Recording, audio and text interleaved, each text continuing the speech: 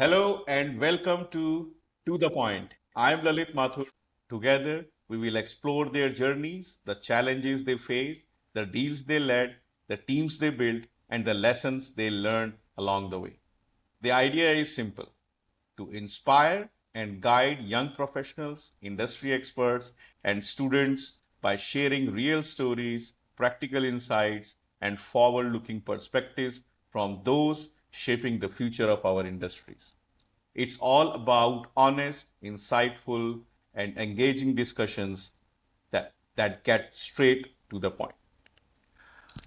Joining us on To the Point today is Mr. Suraj Malik, founder and CEO of Legacy Growth, with over 2 decades of experience at PwC, EY, and BDO, and in leadership roles in M&A and family business advisory. Suraj has worked extensively with founders, promoters, and family offices. At Legacy Growth, he now leads a fully integrated multi-family office, helping business owners navigate succession, strategy, wealth preservation, and complex transactions. In this episode, he shares his journey from global firms to entrepreneurship and his insights on creating legacy and driving growth. Welcome, Suraj. Hey, thank you so much, Lalit, and so nice to be here. And I'll do my bit to share whatever I know about, legacy and estate planning and beyond. But really nice to be here. You built a great platform. I love Thank the you. title "To the Point," so we'll try to keep it that way and Good. interesting for everyone. Thanks, Suraj. Thanks for joining us today. So, Suraj, let us start with your journey and early influences. So, what pivotal moments shaped your career path towards advising promoters and family businesses? I think I've been in consulting most of my career, and I started working with family businesses when it was not very glamorous, when they Mhm. were treated as traditional, they were treated as people who didn't want to pay for quality services, etc. So in my Big Four career, I think I was ragged a little by giving harder, tougher clients where my some of my peers were doing Fortune 500 companies and Uh-huh. you know dollar billing as we used to call it. But somehow I had this senior of mine who was more aligned and thought that this market, even though it is not remunerative, it was very highly satisfying from a relationship standpoint. And I liked that approach. So in spite of the herd or my all my peers focusing on the dollars and the MNC work, I started working and I started developing the mindset on what a typical owner is looking at while consuming services. So that helped me, and that changed my perspective because the process has to change when you're dealing with an owner and when you're dealing with an owner's agenda versus, let's say, when you're dealing with a corporate and CXOs or professionals. So I think that kind of was the change of attitude, the change of perception, and I'm thankful to it that it's played well. That when these businesses today are the dominant forces in the market, I was more ready and geared up to serve them when I started my own firm. Perfect. And I can tell you, I mean, I read a lot of profiles of lawyers and all that. And when I saw your profile, family offices, that clicked my mind. I mean, this is, as you rightly mentioned, it's a totally niche area, not many departments, and I can understand it would have been very difficult to stop the chasing the hourly dollar billing and going to a totally different world which is still developing, I would say, which is still in the Yes. process of coming up, shaping up, and I'm going to take. No, I think it's going to take time, and it's the right decision which you have taken. Perfect. So any early lessons or mentors who influenced how you approach legacy and wealth planning today? So I think it was more on-ground learning. When I did clients and I used to do M&A in my consulting days. So every time NEC, as it's business as usual, people continue to operate, life goes. But when there is an M&A, when there's a buyout, when there is an exit, where there's investor coming in, at that time, these family dynamics come to the forefront. Because then I keep saying Indian families are very asset rich, liquidity poor. So when suddenly there is a liquidity rich event coming in, that's where they need to forcefully think about the family, the roles, how things will get decided, or where there is an external person, right, coming into that ownership or the cap table. So while working with clients, I realized that it is no longer technical when you're doing this. The on-ground learning was it is a very, very sensitive and an emotional thing for them. And just like you and I, right, when it comes to our personal things, we will develop cold feet. You're a great lawyer, I would be consulting. But when it comes something personally to us, we develop cold feet, we develop some bit of emotions take over on our own cases. Let's say if you were to add a partner in your firm, right, it's not easy. So you need Mm. someone to just handhold you, to sort of guide you through the right aspects that are important and that are not important, and not go with hearsay, not go with other people's experience. So that kind of emotional and sensitivity aspects of, still delivering the professional part of the solution is what helped to shape this up. Yeah, and I think Suraj, I think there is a trust apart from emotion. There is also a trust element which is very important. I mean, unless and until somebody start trusting you with these asset with their business, I mean, they're not going to open up. I mean, do you have you faced any these trust issues? I mean, I'm sure it will be very difficult to sit. Uh, you are advising somebody who is already built a very Yes, huge business, right? So yes, why they will listen to you? I mean, this is yes. how you develop that trust. So I think it is by consistently being there for them. It's just like how you trust your friend, and let's say your old childhood friend versus new, right? It's the time-tested relationship. Any relationship that is tested with time builds trust, and your objectivity, right? There are a lot of people, others who are a very yes, sir kind of approach, or yes, ma'am kind of approach, because they are only saying that we'll just do what the entrepreneur wants. So you don't have to lose your objectivity while being there for them. And then it becomes right. I'm today saying that, let's say in a MNC or in a professional setup, you still the capability is their key thing, right? When they're hiring professional services. In family context, I think capability is secondary. It is the trust. If they trust you, they Mm. want you involved because you got their backs. They know that they can rely on you. And if they are feeling nervous or developing cold feet or are not able to communicate internally, also they need a trusted person. So the capability quadrant becomes it's important, but it becomes secondary. So if you have good relationship, good trust, they want to work with you. They will find, I think it's reverse marketing that we experience now, where clients who trust us want to work with us. I'm not pitching anything to them, but they are Mm. saying, you are trusted, so you get involved with our strategic agendas. Uh, and that's the place to be with these families and these clients. And I'm sure the building a trust is not an easy job. It takes decades, years to build that trust, and be as a rocking stone with these co-founder. But I like the line which you said. All these businesses are uh, asset rich, but Yes. liquidity Correct. liquidity crunch. Okay, okay, perfect. So But I'll just maybe tell you one more thing, right? While everyone thinks it takes decades, sometimes just doing one thing right also for someone, like you trust, a doctor that you meet, right? Who relieves you of one pain which you've going on for that, but gives you the right advice, gives you the right direction. So sometimes people also tend to build trust faster where they've had a set of bad experience or it's been lingering uh, around. And you are just the correct. person who's then, you know, hand holding them through that and they realize the value. So, of course, the time tested ones are, the ones that endure, but it is not that people shouldn't feel that, let's say if someone watching this is a new professional and shouldn't feel I'll take a decade to do this. And everyday Mm-hmm. action of theirs also can build trust. Perfect. Correct. Correct.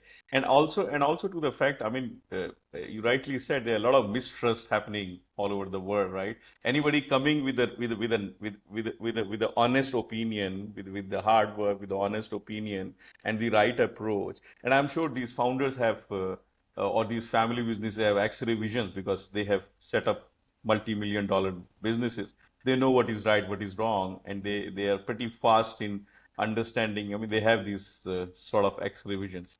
Okay, Yes. let us move forward. Let us move forward to succession. We all know succession is a sensitive but critical part of every promoter's journey.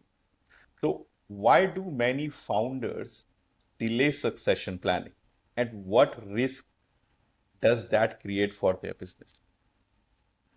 So I think procrastinating things that are important to human mind. I equate this to, let's say, exercise. Everyone knows exercise is important. We say next Diwali, New Year, birthday. We all know it is important because we all know we are aging, our body mechanisms will need something, right? So just even though knowing it is important or eating right is important, people tend to eat comfort food, do comfortable things. So when it comes to this aspect also, it's a very similar thought process. Everyone knows it is important. Everyone knows they have to go and leave behind one day. But the thought of that is uncomfortable, overwhelming, or difficult, right? You want to, in your mind, you want to achieve something, let's say for your next generation, for your siblings, for your spouse. But formalizing that is always awkward because you need to have that conversation, right?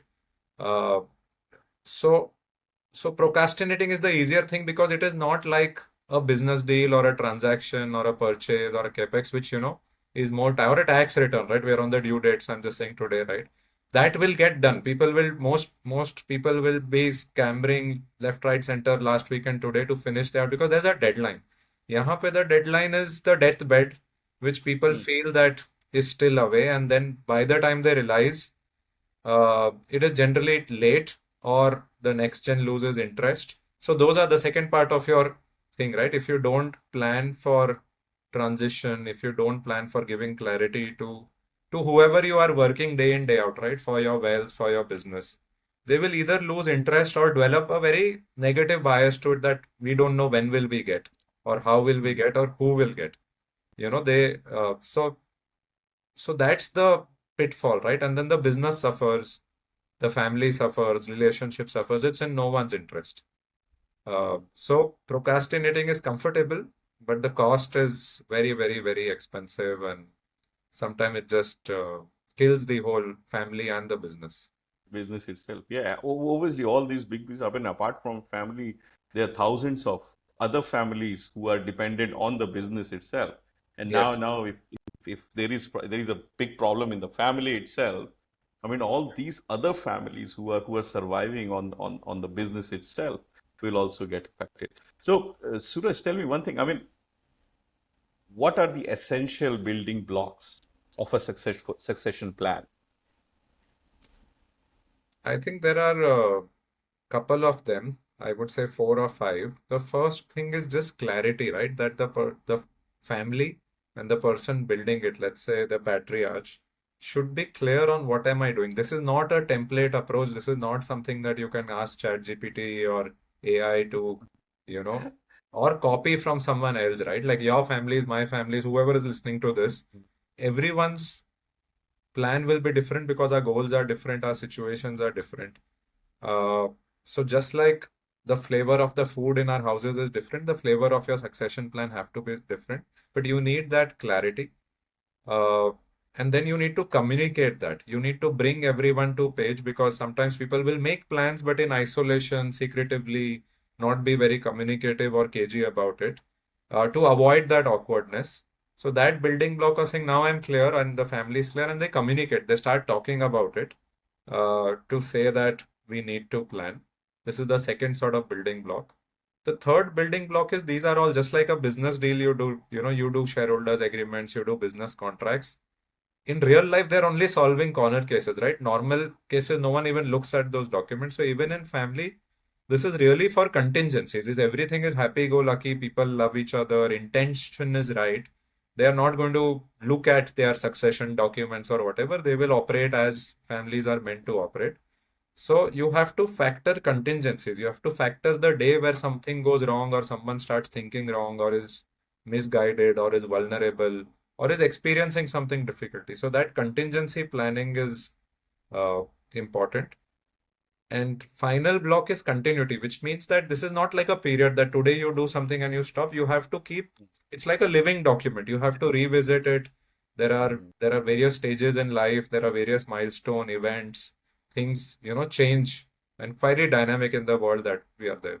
So the building block of saying that you come back to these three things, bring clarity, communication, factor newer contingencies which you didn't earlier. All of that taken together will be the succession plan. The place not to start is looking at a template or looking at someone else's or asking AI to do it, because then it is not customized. Then it is just like some fine print on a document which may not apply to you by a large degree. Mm, correct. And also, tell me one thing, in your experience, what, what stage, I mean, for example, when you speak to somebody, or when you, in your experience, when you meet corporates and families, so when they started in actual practice, how it happens? Do they, for example, they cross a, imagine they cross 100 CR revenue, and then the founder think, oh, now I have become big, and now I have to start my succession planning. I have to make these documents. I have to be very serious about it. So what's your, in your experience, when is that triggering point you have seen? Unfortunately, the triggering point is where there is some friction or where there is some Uh, dispute. That's the unfortunate point, because it's just like triggering exercises when your blood reports come wrong, your sugar is high, your correct, so correct. here also where there is a brewing or a real dispute that comes, which people have been ignoring, and that suddenly becomes bigger, is where they will then start helter skelter and looking, or they would see someone else, which is again looking at your neighbor or a peer to do it. That is when they will, sometimes for vanity want to do it. Like they have it, let's us also have it, without uh, very scientific approach. But these are not the two best places, right? Because whatever you do reactive to a dispute or a situation, you will solve for that moment. You will lose the larger thing. The best time is to do, and wealth is relative. For someone 100, for someone 10, for someone 20,000, right? All of it is relative. You have to plan that when the complexity of the business, complexity of the family, all that is increasing, is where you have to plan it in the better times, where people are open, they are communicating, channels are there. So I don't put a monetary threshold to that. I actually say that the complexity of the family, of the business, of the asset is there. And I'm saying simple families are also complex, which means, just a couple with kids or couple with no kids is as complex as four brothers and multiple children, because uh, of the way you have to think that how your business will run or who will get your assets, right? So size is not a determinant, really. Mm. So, Suraj, how do you navigate sensitive family dynamics? You just touched upon them. So, how do you navigate sensitive family dynamics when multiple stakeholders are involved? I think the mindset has to be non-preachy. A lot of people who do this, tend to preach that this is what you should have done. This is how it is, and a lot of people doing this also come from a very academic, they will have some framework theory. Uh, that might sound intelligent, but uh, that doesn't appeal to someone, right? So you have to build a little bit of a coaching mindset, a little bit of an attitude to encourage people to talk, express sometimes it's just venting out. You have to be the nanny to them and not an advisor to say, okay, you express, I'm listening. I'm not preaching that this should ideal and all, because in real life, people have emotions, egos, different ask. And we are not really doing a behavioral change on them. We are really trying to say that if this is your personality type and this is what your family needs, uh, you need to you need to kind of help them, coach them in arriving at a solution that is workable in their context. Mm. So that is how sensitive things are dealt. If you go with a foregone conclusion that the answer is a trust or the answer is you do a family meeting, a lot of people I've seen, right, on the academic side will come and say family should meet for breakfast once a month. Now that is the place, if it's not structured well, people will fight more because they don't know what to talk and what to say, right? You are, Correct. but it is easy to be sounding that way that this works and if you meet. But what is to be cooked will become the dispute there rather than what they are solving, right? Because of preferences or lifestyle differences or meeting around Diwali, right? So uh, it has to be more co-created with them on what works for them. Mm. I still And don't you have a may, standard answer working with so many families. Every time the answer is different because then I realize the people are different. yes, yes. So instead of one who is in the power or running the Yes, business, instead of imposing him or her on yes, the whole family, the best part will be in these gatherings. It will be better if there is a there is a consensus that what to eat, where to meet, and all correct, that type of stuff. correct. These small things will build some sort of positive Exactly. bonding amongst them, and then the ground is or the platform is much more positive to talk Yes, about how it is. yes. Okay, now although you mentioned it, for those who are unfamiliar, what exactly is a family office and why is it gaining importance in India? Although you touch a little bit, but I want to be a little bit more elaborate on this topic. So yeah, it is a jargon that is doing there, but earlier, let's say at a family level, like business is an organization, right? There are departments, there are functions, there are teams. Uh, because there was more complexity there, there were more stakeholders there. That same complexity now, because has come to a family level, because of size, because of people, because of different things they need to be careful about reputation, about lifestyle, about all their assets. They have started to professionalize the way in which they operate as a family. It Mhm, helps to create institutional memory at the family. Also, it helps to improve the documentation record. It helps to also, decision making is better if there is a structure to it.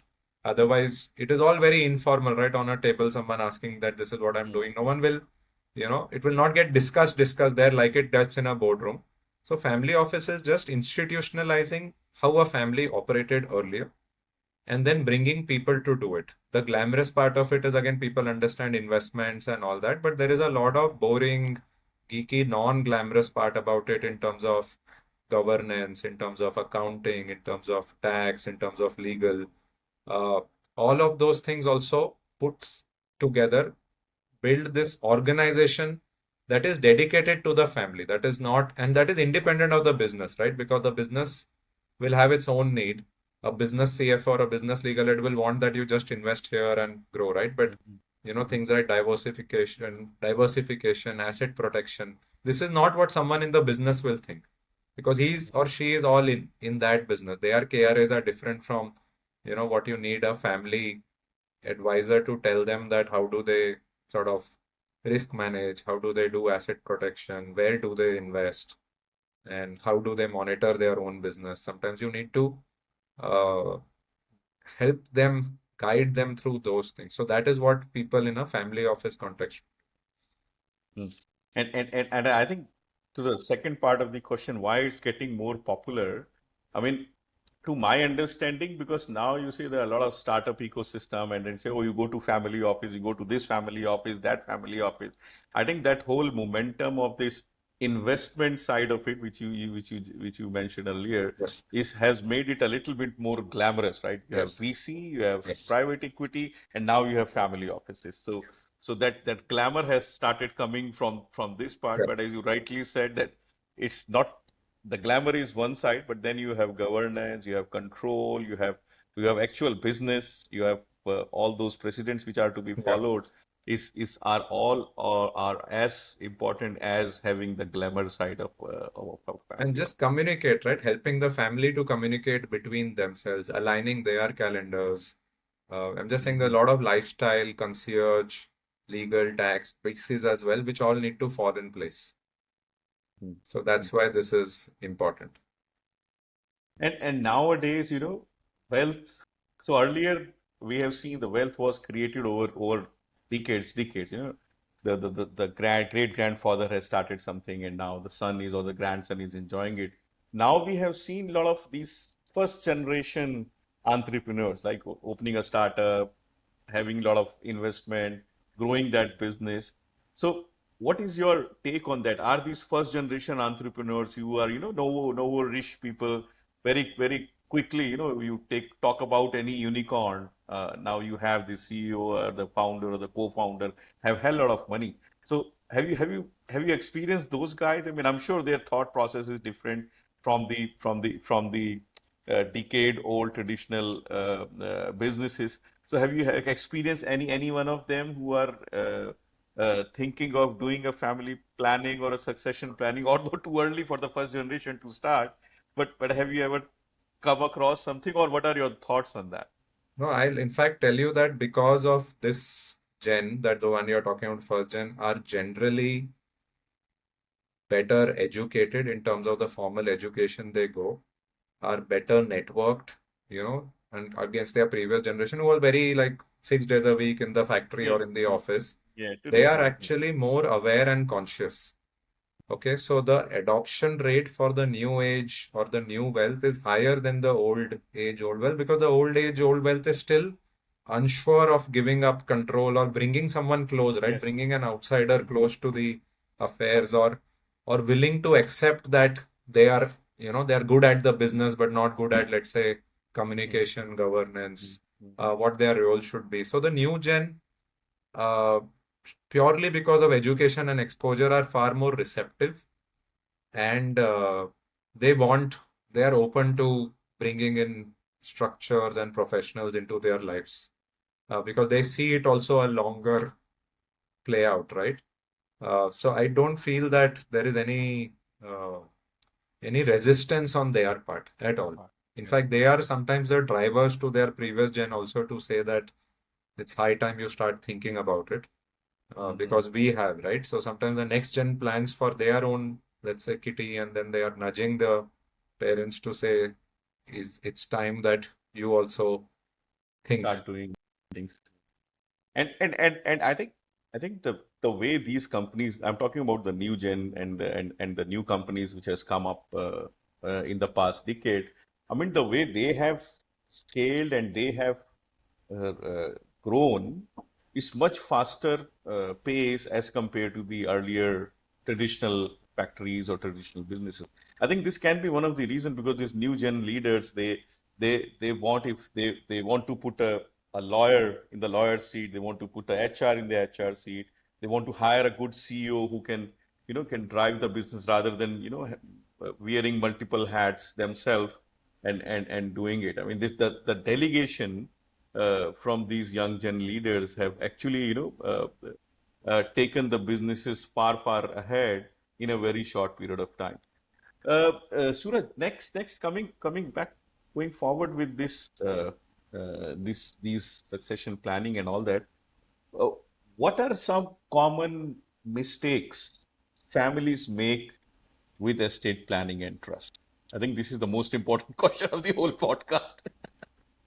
I think some common, there are many they do, but yeah, starting late is what we discussed, or starting at a point where there is already some friction in the family or a dispute that has come up is a mistake. That is the time to solve that dispute and not look at, knee-jerk reactions to stimuli that comes.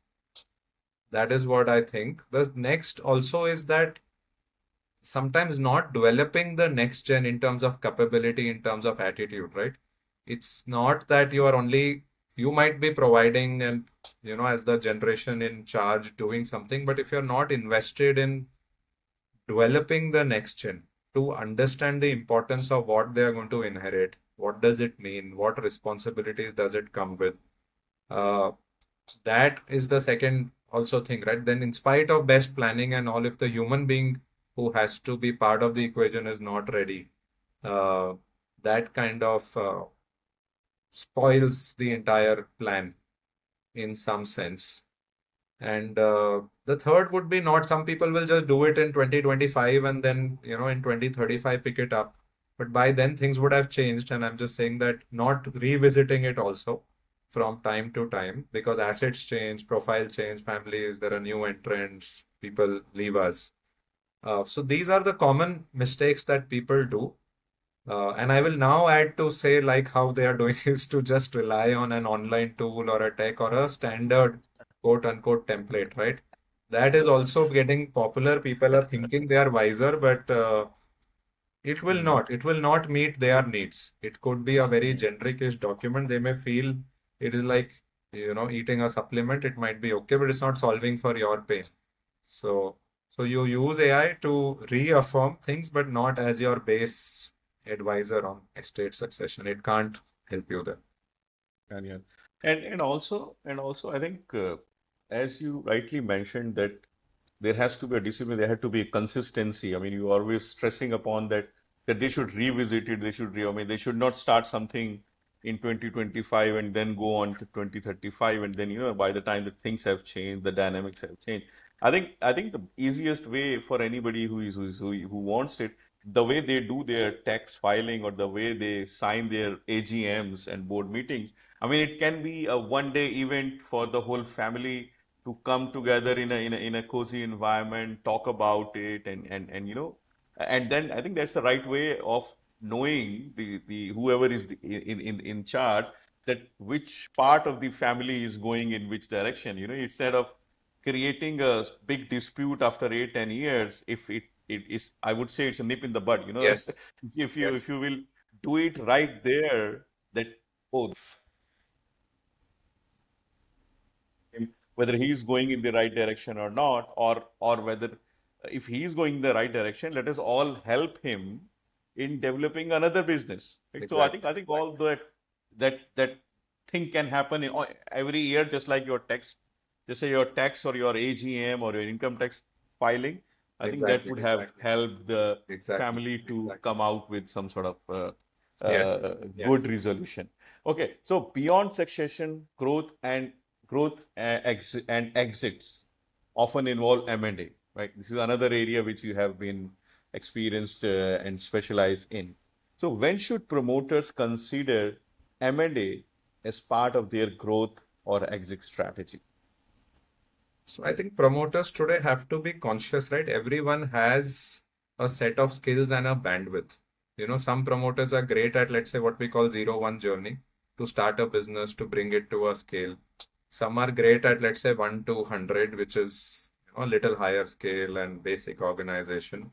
But then they struggle working with CEOs and all. And some are great at that 100 to 5,000, right? So I think the M&A or the growth or bringing in whether external capital or people is all linked to an operator owner's understanding of their own bandwidth. And everyone has it. Everyone has strong points. Everyone has their weaker points, which, external capital or talent or a sell I can also do, right? If you think that you can't work with external people, then it's better to exit in a logical way, because it will do justice to your people, business, all stakeholders there. So that realization, because again, being in business and especially successful business makes a person feel that, they're larger than life, and a lot of them operate with gut, a lot of them operate with instinct, and not very institution-like. So I think M&A is all a drive of that. That is my bandwidth, is my orbit changing, and am I the right person to do it? The second leg is, have I, because business family kids generally see, they see money, but they also see their parents struggle. They see them go through issues, whether it's factory, finance, tax. A lot of kids, if the family is not portrayed it rightly to them, start developing negative biases that what my parents do is tough, it's difficult. Why do I go through this? Why do I have to deal with, let's say, Diwali coming around, right? People asking for various kind of things around Diwali. The next gen just finds it weird because, but if they are trained to say this is part of how business is done, this is how you need to carry the society, the ecosystem around. These are the issues which will come. You can't wish away corruption. You can't wish away factory labor issues. But this is how you handle it rather than coming back home and saying that this is like a mess and I wonder why I do this. So that also triggers, because if the next gen is not interested, the current gen will also stop growing, right? They will run it then like a lifestyle business, which again is not in anyone's interest. So M&A is driven by that. So these are the two key things. Either your bandwidth and capability is exhausted or your next gen is not interested, which drives transactions M&A. If you don't, then the business will just taper and close, right? Because no one will be interested. or you won't be able to take it to the next level. Interesting. And also, I think earlier earlier the founder or whoever is the promoter will start exposing the business and the issues and all those, I would say, trade secrets or trade uh, Yeah. problems to their kids who wants to join them, will be better, right? Because they are trained. I've seen a lot of Yes. families sending their kids abroad. Even I have experienced, they've sent their kids abroad for 8, 10 years, and by the time kid comes back, he's Americanized. Yeah. He doesn't want to do, he doesn't want to go to the factory, and he wants to do work with lot of labors, because the mindset totally changed. The totally is completely changed. I mean, Yeah. he just want to shut down the business, take the money, go to new Yeah. fancy businesses, which he has no experience. His parents won't have experience. Yes. So I think that those things are also shaping how the society and how these business are going forward. Okay, coming back to our next question. So, Suraj, what are the biggest trends today shaping family businesses and promoter-led companies in the next decade? What do you think? Where it is heading? I think they're clearly getting more professionalized, so more and more you would see external people, and earlier people didn't want to work in quote unquote Lala companies, what were called. But now even professionals are, you know, getting involved. They know how to deal with, they know how to get their autonomy and responsibility matrix, right? So that trend is clearly happening. And the owner is behaving more owner-like and bringing professionals to run, which is creating institutions, right? Apart from that, otherwise, it was all owner, everything in their mind, their relationships. It was, and that led to being subscale. So the reason Indian businesses are growing, and that's why you see so many IPOs or companies getting private equity money, is because of the business now being an institution. The second thing also will be that a greater, you know, what do I call technology or a transformation, digitally in how they are run. For a very long time, these businesses were still primitive, right? The only tech they had were, let's say, Tally, which was accounting, but there was no Right. tech. There was no, but now they've realized both in terms of ERP, a lot in terms of customer relationship, marketing, business, tech. So that I can say is also changing their perception.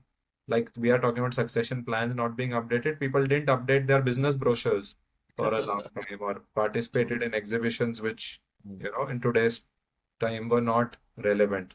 Well, true. So those things I can see are changing. And we will see a lot of these mid-market companies getting IPO'd, whether on SME or main board, which will bring again better governance, transparency, accountability, right? Countries like China or other parts of Asia have experienced that family businesses listing with more access to capital and then building for a really long time than what they could do alone. So that Right. is what I've seen. And you will also see roll-ups where, again, disinterested children are there, where people will sell and become those. So the family offices will also go because some families will just say, we are done. We will sell, we'll become investors because they haven't, been ready for this next scale of what India has in store for them. So those things will also see, you will see a lot of them being investors and using their past knowledge rather than being operators. And also, Suraj, tell me something about that. When somebody, for example, there is an investor, there is a VC, or there is whoever is a big fund who wants to invest in family business, and if they find a good succession plan, or if they find the company is more investor friendly, there are procedures, there are professionals running it, I think the chances of getting that investment, I'm sure is much Yeah. higher Yeah. rather than investing a big business, a good revenue business, but with no succession plan, right? Exactly.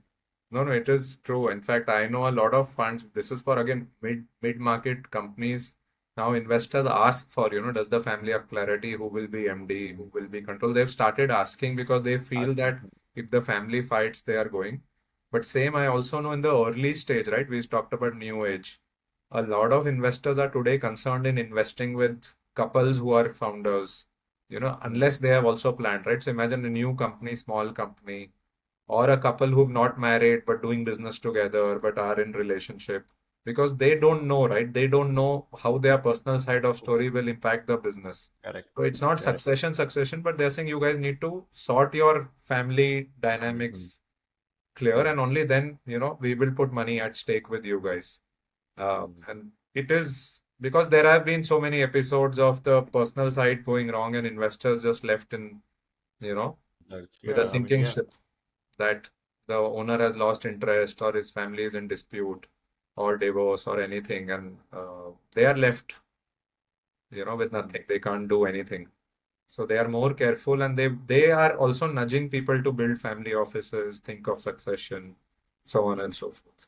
And have some sort of document ready so that Yes, at least they can vet it, they can yes, evaluate it, they can calculate yeah, their risk, and they can even propose, right? I mean, if they want to yes, invest, I mean, they can even propose that if this can be modified in such a way, I mean, it will be much more friendly for us to invest and better for the companies in future.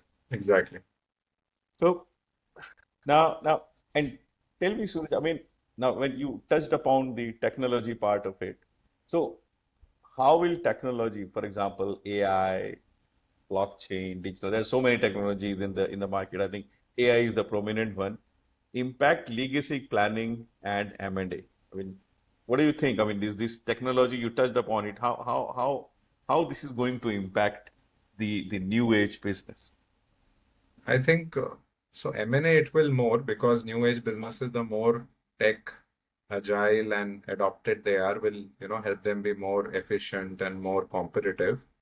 On legacy, I don't think AI is an advisor for such things, just like it's not for medical field or wellness. We are already seeing, right, people going for wellness, which is like this only, saying I'm having issues, mental wellness issues.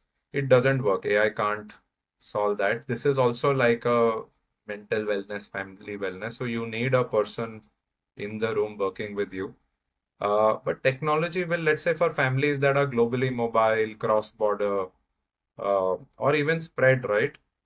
Hmm. From a governance decision making, if they use the right tools, so that everyone feels comfortable on transparency, on data, on decision making, if they start using those tools within the family, that enabler it would do for a lot of, let's say, family members who are passive, not active in the business.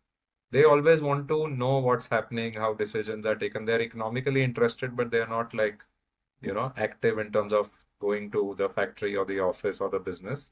So that's why technology helps to give them those information and access and the right checks and balances and controls. So it will be an enabler, but it can't take over uh, legacy planning for sure. And how can, I mean, if I talk about how can traditional family businesses and startups, HI startups, collaborate for mutual growth? I mean, do you think any fusion between these traditional family businesses and the startups coming up? I think there is some bit of fusion again in terms of we are on technology. So just in terms of their adoption to technology is faster. Hmm. Uh, their ability to try what we call pivoting, right? That you try and you pivot, you try fast, fail fast, whatever. Traditional businesses don't have that. They are like what I call all in, right? They go all chips in into a business, back themselves. Even if they're going wrong, they'll keep trying to do it and justifying that.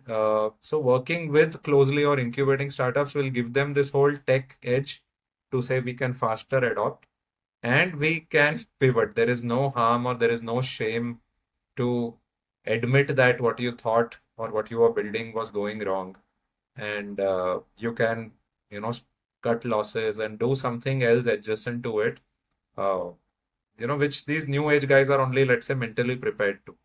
Hmm.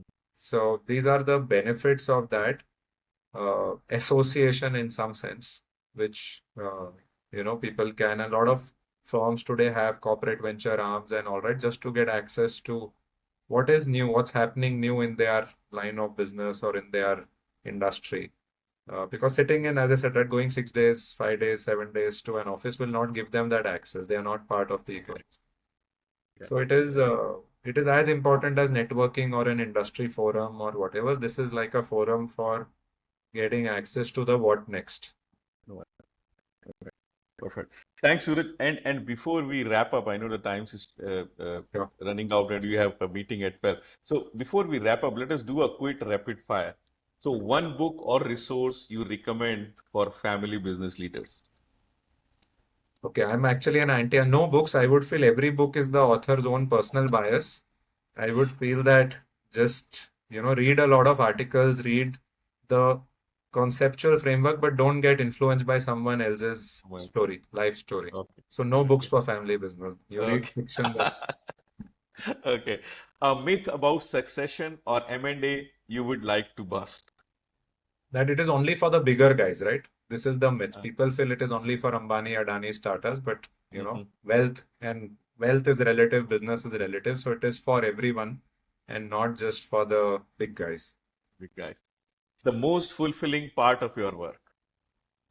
I think seeing a family happy and spreading joy and happiness is very satisfying. Okay. Advice for next gen entrepreneurs stepping into leadership roles today. Next gen entrepreneurs who step into leadership roles is just think long term. Don't try to cut corners and uh, look at immediate gratification. Think long term, build for the long term.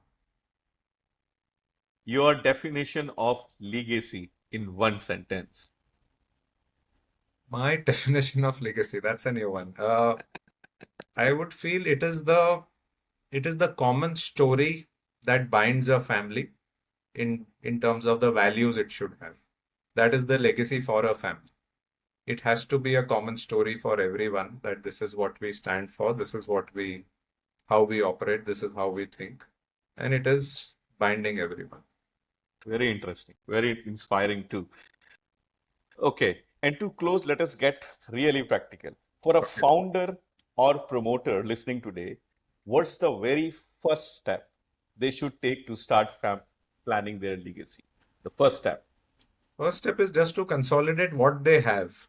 Founders, owners are also very disorganized when it comes to, investments, ownership, assets. They just spread sometimes too thin.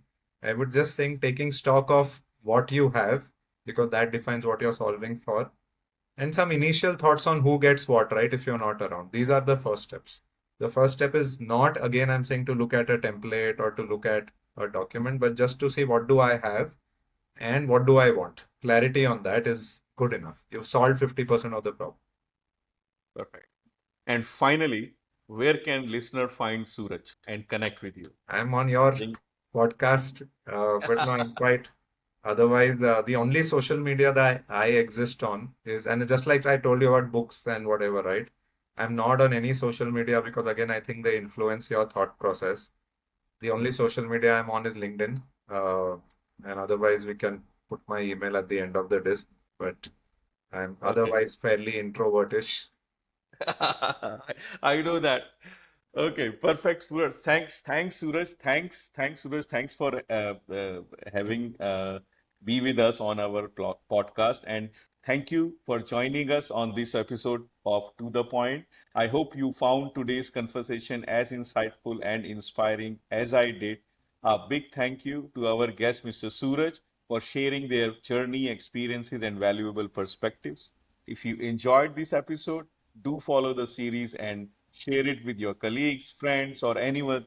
See you in the next episode. Until then, let us keep it to the point. Thanks, Suraj. Thank you very much. And it was fun having you